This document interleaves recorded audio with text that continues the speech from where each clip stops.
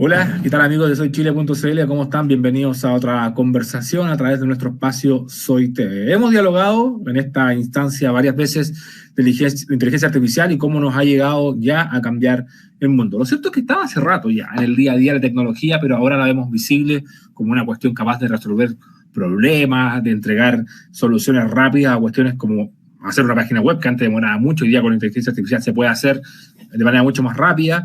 Y así el desafío hoy día se va trasladando a nuevas áreas. Una de ellas, el mundo laboral. Y para aquello vamos a hablar con Sebastián Oces, ya luego comenzamos a ver en nuestra pantalla, de sociólogo de la UPLA y cofundador de Continuum, juntamente en el diálogo esta mañana desde Colombia. Sebastián, ¿cómo estás? Gracias por acompañarnos hoy. Bien, todo excelente por acá, Juan. Un gusto estar aquí en la entrevista también y poder comentar también y ayudar a la gente que está interesado o algunos muy preocupados también sobre qué está pasando en este mundo de la tecnología y la inteligencia artificial. Sí, la verdad que muchos ya empezaron con cierto miedo de decir que ya nos van a transformar a todos por robots y va a haber un desempleo gigante. La verdad que es una cuestión que en distintos momentos de nuestra historia siempre el arribo de la nueva tecnología nos genera un montón de dudas. Pero la inteligencia artificial, lo cierto que está hace mucho en el día a día nuestro. Hoy día ya lo vamos a empezar a ver en la resolución de algunas problemáticas o en la realización de algunas labores. Pero acá ustedes plantean, y es parte del diálogo que vamos a tener, Sebastián, la necesidad de que la inteligencia artificial no funcione sola, de que haya una supervisión, de que haya especialmente en el mundo laboral, haya al menos una guía, porque claramente no es algo que hoy día todavía pueda manejarse absolutamente solo. ¿Cómo vemos desde el punto de vista laboral la inclusión de la inteligencia artificial? Mira, hay distintos frentes, ya como que está todavía una conversación que es bien más futurista y donde hay mucha especulación, pero al mismo tiempo también hay cosas que ya vienen ocurriendo, como tú decías, hace muchos años, y hay elementos de inteligencia artificial que nosotros ni siquiera percibíamos, como por ejemplo cómo se organizan los correos electrónicos, cómo mandamos un email, ¿ya? Y tareas que están en ciertas tecnologías que gestionamos en nuestro día a día. ¿Qué es lo que está ocurriendo hoy día en el panorama laboral? Que, tal como tú decías, siempre hay empleos que están desapareciendo por nuevas tecnologías y otros que están emergiendo. Obviamente, la velocidad que hoy día está ocurriendo todo esto, dado que estamos en un episodio de una industria 4.0 o esta cuarta revolución industrial, se ha acelerado. Entonces, la velocidad de esos cambios también es mucho más alta y esto está demandando que las personas que hoy día tienen un trabajo regular de oficina en cualquier industria, salud, manufactura, educación, transporte, obviamente tengan que adquirir nuevas habilidades para funcionar a la par de herramientas tecnológicas, muchas de ellas que involucran inteligencia artificial. Entonces, muy en resumen, lo que se está dando hoy es como una invitación también para que los trabajos actuales puedan incorporar estas labores para que obviamente puedan tener mayor productividad, ¿cierto? Puedan hacer trabajos más eficientes, puedan reducir los errores humanos, dentro de otros beneficios, entre comillas, que trae también para no generar tanta alarma. Lo que sí es muy importante, que esto obviamente viene para quedarse, o sea, no es algo que va a desaparecer, y por ende sí hay una urgencia para que los distintos roles y cargos que hay en las distintas empresas también adopten estas tecnologías, adopten inteligencia artificial para las cosas más cotidianas que sean en el día a día.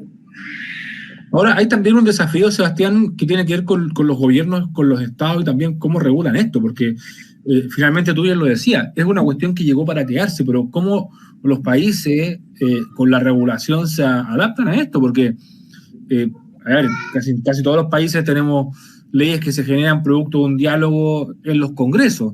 Y ahí las leyes, sabido es, puede estar una semana como puede estar años, como ocurrió en Chile con la ley digital, que estuvo tantos años conversándose, y cuando se aprobó ya lo que planteaba ya había quedado totalmente desfasado. Entonces, ¿cómo es el rol que deben tener los estados? ¿Cuál es el rol que tienen que tener los gobiernos, la clase política, para empujar un diálogo que coloque los márgenes y nos prepare en términos regulatorios para el arribo de la inteligencia artificial al mundo laboral? Sí, justamente ahí hay un tema de velocidad. Tú sabes que la parte política regulatoria está muy conectada a la parte de educación también de la población para poder manejar este tipo de herramientas con las prácticas que deberían para que no sea a la inversa. Entonces, está pasando algo bien parecido a lo que ha ocurrido hace un tiempo también con temas medioambientales en términos de regulación, que obviamente siempre gobierno como universidades llegan con ese currículo mucho más tarde de lo que debería ocurrir. Entonces, tomando en cuenta que la velocidad de avance tecnológico y mucho más la velocidad exponencial de la inteligencia artificial, es donde se invita a que los gobiernos tomen una participación activa, tanto en la investigación como en la participación en empresas que están creando tecnologías para que obviamente puedan tener una velocidad mucho más adelantada de lo que sería con cualquier otra regulación que no depende de una velocidad de cambio tan exponencial, ¿ya? Y esta es la única forma de más o menos anticiparse, si es que se puede, o no ser más bien reactivo a lo que la tecnología general, sino que tener una participación activa de lo que está ocurriendo en el día a día, porque tú sabes que los cambios que se generan pueden ser de un día para otro en la tecnología, y eso obviamente va a traer impacto al mundo empresarial, pero también a la ciudadanía. Y ahí es donde como empiezan a emerger ciertos riesgos, que es lo que se viene hablando desde el Foro Económico Mundial, en esta obsolescencia de cientos de empleos, categorías enteras de empleos que pueden desaparecer a la par que se están creando. Entonces, la participación gubernamental para regular, proteger y también guiar la creación de empleos a futuros es donde se marca el mayor peso de toda esta conversación. Ahora, en esa misma línea, Sebastián, y quiero nuevamente llevarte al tema de cómo lo asumimos, porque hay países donde derechamente ya se está restringiendo un poco hasta que hay una regulación. Pero todos sabemos que la tecnología no conoce muchos limitantes, o sea, finalmente todo se va a arreglar, más aún hoy día que aún sigue siendo de acceso gratuito gran parte de las herramientas para poder contar con las compañías. En algunos países la discusión ha llegado a niveles de, ok, ¿qué pasa si el robot producto de la inteligencia artificial hace un mal procedimiento de operación? ¿A quién demandamos? ¿A la marca dueña del robot? ¿Al hospital que implementó esto? ¿Contra quién es la demanda? Entonces, en ese diálogo nos quedamos y ponemos un freno en algunos países hasta que se regule o en otros se cohabita. ¿Cuál ahí es lo que tú crees que debiese ser el camino para poder seguir desarrollando la tecnología, pero también generar esta cuestión de regulación, de responsabilidad, de tener la tecnología instalada ya operando en los países? Sí, o sea, es difícil decir que regule completamente la tecnología porque tú mismo lo dijiste, la innovación está hecha para romper el cómo funcionan las cosas actuales. Entonces, es muy complejo que se regule y lo que puede hacer el gobierno es regular a las empresas que crean tecnología, ¿ya? Obviamente. Entonces, desde ahí es donde yo creo que parte finalmente el abordaje de este tipo de regulaciones, de entendimiento de lo que está pasando, de entender cuáles son las proyecciones e inversiones que hacen las distintas empresas en tecnologías y que ahí el gobierno tome parte activa para poder entender claramente cuáles son ciertos riesgos que genera la inteligencia artificial y las tecnologías en general en su impacto a las distintas industrias y sobre todo en el mercado laboral. Entonces yo creo que ese es más el giro, es el involucramiento en las empresas, en el conocimiento que se está generando para que no sea un ente reactivo y se entere casi al mismo tiempo que cualquier ciudadano de pie. Sebastián, acá tenemos, y tú estás gentilmente atendiéndonos desde Colombia, desde Medellín. En Colombia, al igual que en Chile, el emprendimiento y la creación de startups, de innovación, es una cuestión que está avanzando bastante bien. En Medellín en particular hay un distrito que está funcionando al igual que en Bogotá, en el sector norte. ¿Cómo se integra que llegue la inteligencia artificial para todos? Porque lo que muchos temen que ocurra es que la historia se repita, que en el fondo aquellos que tienen más poder económico, aquellas empresas que tienen más espalda, pueden efectivamente apostar y eso va a generar una diferencia con aquellos que no. Ahora, muchos también ponen sobre la mesa que gran parte hoy día de estas herramientas son gratis y finalmente la oportunidad para unos es igual que para otros, pero eso en algún momento va a cambiar. ¿Cómo lo hacemos finalmente para que esta oportunidad sea un beneficio para todos? Tiene que ver ahí el Estado como un ente que cofinancie, tiene que ser las universidades que generen estas especies como de centros de estudio y de innovación para que también entreguen un aporte inicial. ¿Cómo lo ves tú ahí? Curiosamente es algo que yo lo veo al revés, ya, porque por todos estos años, por lo menos 10 años, todas estas tecnologías y la inteligencia artificial ha estado en entes privados. ¿ya? La venta de estos ha sido negocios a negocios, no llegar como de negocios a clientes o a personas, que es lo que está ocurriendo hoy día con OpenAI, por ejemplo. Entonces, justamente es un caso inverso a lo que me mencionabas, porque recién ahora se están abriendo estas tecnologías disponibles, y bueno, este tipo de inteligencia artificial generativa en particular, como Midjourney, ¿cierto? Como ChatGPT, entre otros, pero es este momento cuando se está disponibilizando. Obviamente hay algo que ocurre también en el esquema democrático, que es como puede haber democracia, puede haber información disponible, pero eso no asegura que todas las personas van a tener el conocimiento para manejarlo. ¿Ya? Es lo mismo también como una decisión política también de ejercer el voto. Ya no todos tienen el conocimiento necesario para decidir correctamente, porque puede que no estén informados, ¿cierto? O porque quizás tienen mala información sobre algo. Acá ocurre lo mismo, ¿ya? Por más que se disponibilice a toda la población, ya va a haber mucha gente que va a estar relegada porque no va a tener el conocimiento para manejarlo, ¿ya? Y eso sí genera obviamente una brecha también, que es la brecha tecnológica que siempre se ha dado en el mundo, bueno, de la educación, en los negocios también, y es por lo mismo que hay tecnologías que ya están, que hoy día nos están privando, entre comillas, para acceder, porque están en un mundo corporativo de negocios, por distintos motivos, ¿ya? Y esto también porque hay ciertas precauciones que están tomando las empresas creadoras de estas tecnologías, porque no saben qué va a ocurrir si las lanzan a público abierto, y a la par porque están aprendiendo de cómo funcionan en ecosistemas mucho más controlados antes de lanzarlas a público abierto. Pero obviamente mucha de esa oferta está disponible para un negocio y no para las personas. Ese es el tema. Ya, ahora, por ejemplo, tú pusiste un punto súper importante sobre la mesa, que tiene que ver con el tema de la educación, con la capacitación. Ahí no podemos no negar que hay un rol que le corresponde acá a las universidades, a los centros de formación técnica, porque alguien tiene que entregar esa capacitación. No puede ser que lleguemos tarde con algo que debiésemos manejar desde que ya se haga masivo, aunque ya lo está ya, pero ya estamos atrasados, diría yo. Pero ahí también la academia tiene algo que decir, Sebastián. Definitivamente. O sea, yo creo que ahí es el punto de la academia y gobierno, ¿ya? Porque el gobierno como ente regulador tiene que educar a una población, y la población universitaria o básicamente escolar no es solo la única que tiene que ser educada, ¿ya? Si te enfocas en esas, vas a dejar un porcentaje muy grande de personas en el mundo laboral que no necesariamente están activamente estudiando en una universidad, en un instituto, un CFT, pero que también tienen que ser educadas, y obviamente ahí tienen que existir programas paralelos tanto de gobierno como empresariales que sean incentivados o estimulados por el gobierno para formar en este uso de nuevas tecnologías, y al mismo tiempo también para reconvertir laboralmente a personas que tienen potencial de transicionar laboralmente, ¿ya? O sea, hoy día quizás dentro de los trabajos que están quedando obsoletos, en mayor o menor nivel, obviamente, están como, no sé, pues, los encargados de agencias de banco, un cajero, ¿ya? O en general roles que están mucho más dedicados a labores manuales, secuenciales, que tienen mayor potencial de ser automatizadas. Entonces, todas estas labores son labores donde esa persona en particular tiene ciertas habilidades, pero al mismo tiempo puede reconvertirse laboralmente hacia otro rol que sea mucho más demandado en el futuro. Y esa responsabilidad, obviamente, es una responsabilidad de todo, ¿ya? O sea, universidades, gobiernos, empresas, pero también la misma persona que quiera sobrevivir y tener oportunidades en el futuro, ¿ya? Porque no solo es que tengan que subsistir y poder funcionar ante tecnología e inteligencia artificial, sino que se dan saltos laborales sumamente relevantes.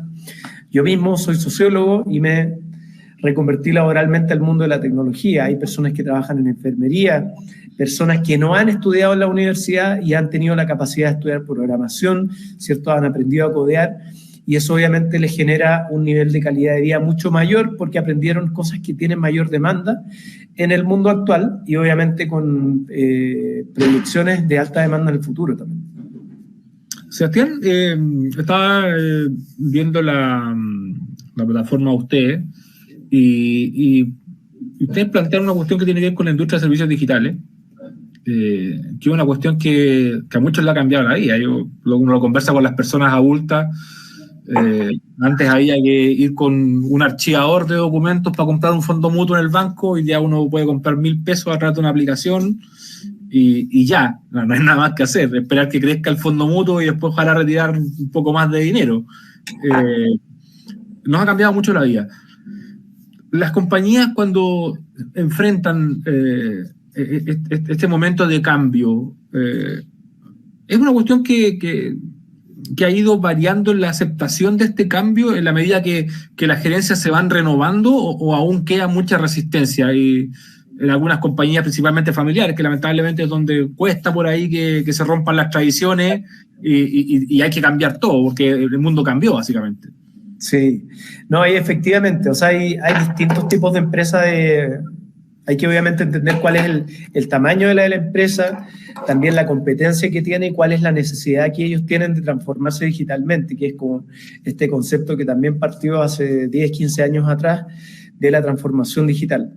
Nosotros en Continuum, que estamos mucho más cercanos al mundo de grandes empresas y en particular que trabajamos directamente con organismos multilaterales, ¿cierto? Grandes organismos, ¿cierto? De miles de personas, obviamente tienen necesidades que tanto para cara de los clientes a los que atienden, como el caso de un banco que tú comentas, pero también para el personal interno, ¿cierto? Hay distintas plataformas que hoy día se requieren para hacer procesos mucho más eficientes, más efectivos, con menos nivel de error humano, que obviamente se pueden apoyar de tecnologías que sean fáciles de usar para ellos, ¿cierto? Y que entiendan los dolores que ellos tienen en los procesos. Por harto tiempo también hemos trabajado con el mundo financiero, con salud, ¿cierto? Y como te digo, con organismos multilaterales para simplificar procesos y sobre todo para acelerar el tiempo en que una solución llega a manos de un cliente, ¿cierto? Antes, como tú decías, pasaba que alguien para hacer una transferencia bancaria tenía que ir al banco presencial, hacer la cola, llenar un documento en papel y hacer la transferencia. Esa transferencia se demoraba días probablemente, y al mismo tiempo del lado interno toda esa documentación tenía que quedar registrada, guardada en espacios físicos. Obviamente hoy día tenemos la oportunidad de que todo eso sea digital y casi inmediato, ¿ya? O sea, dependiendo de con quiénes trabajes, obviamente hay cierto nivel de inmediatez. Entonces, ¿qué se busca como que está detrás de todo esto? Es cómo nosotros facilitamos la vida de las personas utilizando tecnología para hacer estos procesos mucho más rápidos, y obviamente lo que les importa a las empresas es cómo ellos generan mayor rentabilidad y el retorno en lo que invierten, creando mejores productos, porque ya puedes entender también cuál es el comportamiento de tus clientes a través de múltiples datos, puedes saber qué les interesa, qué no les interesa, cómo se mueven, dónde tienen problemas, ¿cierto? Dónde hay oportunidades de trabajo. Y justo cuando conecta esta parte de tecnología con el mundo de la innovación centrada en las personas, es cuando puedes crear productos nuevos y servicios que van a conectar con estos nuevos segmentos de clientes. Pero efectivamente ahí hay una oportunidad enorme para todas las empresas, bueno, las grandes que ya vienen trabajando en esto, pero también medianas y pequeñas que quieran mejorar sus procesos, muchas veces también abaratar costos o realizar inversiones que tengan un mayor retorno, obviamente puede ser a mediano o largo plazo, y ofrecer mejores servicios a la gente que pueda facilitarle finalmente la vida en el día a día. Hola, Sebastián, ahí lo bueno que te entrega la tecnología es que la inversión en algunas oportunidades puede ser proporcional al flujo o a la cantidad o a la masa de datos que tú necesites mover, cosa que antes era muy complejo. Antes, si uno quería hacer una inversión, era una cuestión que costaba, no sé, $1.000.000. Hoy día, si tus clientes significan, no sé, 300.000, la inversión está ajustada a ese valor, no al millón obligatoriamente. Entonces también eso ha permitido a más empresas, creo yo, poder modernizarse, ¿no? Exacto, sí. No, y además de eso, obviamente también hoy día lo bueno de que existan tecnologías como inteligencia artificial o como unas nuevas, o sea, relativamente nuevas tecnologías que hablan de esto del low code, del no code, son herramientas que le permiten a la gente ya no depender necesariamente de un tercero, de contratar una agencia o contratar una empresa, sino que si alguien es interesado puede desarrollar capacidades para crear tu propia página web, para crear una propia aplicación, ¿cierto? Para utilizar obviamente como estas mismas herramientas como el ChatGPT en tu trabajo diario para hacer tu trabajo mucho más rápido y obviamente sacarle todo el provecho. Entonces, hay distintas escalas. Obviamente hay inversiones multimillonarias también en tecnología, desarrollo de software, diseño de productos y servicios, pero también está el acceso para las personas del día a día, quienes quieren probar o experimentar o llevar alguna solución tecnológica con menor inversión, pero con un retorno significativo dependiendo del tamaño de la empresa. Ahora eso, Sebastián, permite que ingresen más compañías también, porque vuelvo a lo mismo, esto se ve como una inversión que per se antes era muy cara. Entonces, de repente, cuando una entra y el boca a boca o el comentario, ustedes también mostrar como caso de éxito empresas que no son gigantes, no quizás en el rubro de ustedes, pero sí en otros ámbitos, permite que también el acceso se entienda como que es más transversal, ¿no? Sí, exacto. Y justo con lo que te comento, que hay oportunidades también para que cualquier persona hoy día aprenda. Ya, o sea, como si tú te fijas, la información de cómo aprender a programar, a crear páginas web, está todo disponible en Google, en YouTube, está abierto. Entonces, obviamente hay distintas escalas de inversiones, pero si hay una empresa pequeña, una empresa mediana, ¿ya?, que necesita hacer cambios y está corta de recursos, pueden hacerlos por ellos para ir probando, y al mismo tiempo también van a entrar en un ciclo de reconversión laboral de los mismos roles que ellos tienen. Entonces ahí hay oportunidades efectivamente. Perfecto. Sebastián, y lo último ya para ir cerrando, quería preguntarte de la experiencia de ustedes, ¿cuál debe ser el primer paso a una empresa que le es ajeno a la inteligencia artificial para empezar a incorporarlo en sus labores? Yo sé que me va a decir todas las industrias son distintas, pero no sé si hay una especie como de transversalidad que pudiésemos decir. Porque sí, es un proceso súper duro, porque es golpeado para cualquiera, pero ¿cómo debiésemos empezar a adoptar estos espacios de inteligencia artificial en el trabajo? Pensando en todo, en el ambiente laboral, en ese miedo que decías tú que te van a reemplazar, etcétera. Sí, yo justamente creo que lo primero es transformar la mentalidad.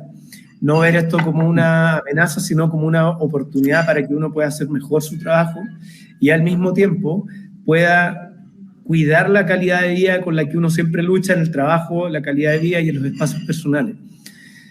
En lo práctico, que yo recomiendo que se formen, que la gente se informe de qué herramientas existen y cuál es el potencial que ellos tienen para lo que hacen en el día a día.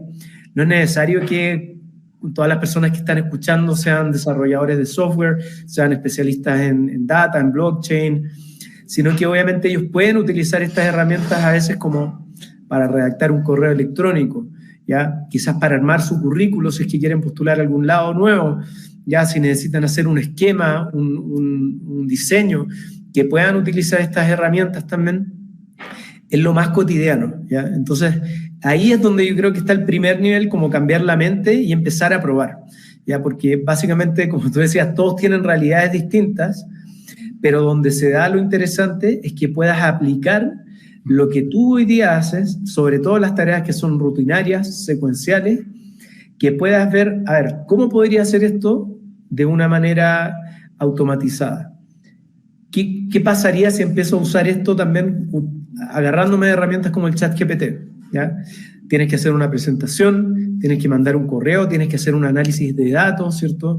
Tienes que escribir un post de contenido, ¿cierto? Tienes que crear un artículo, un speech, etcétera.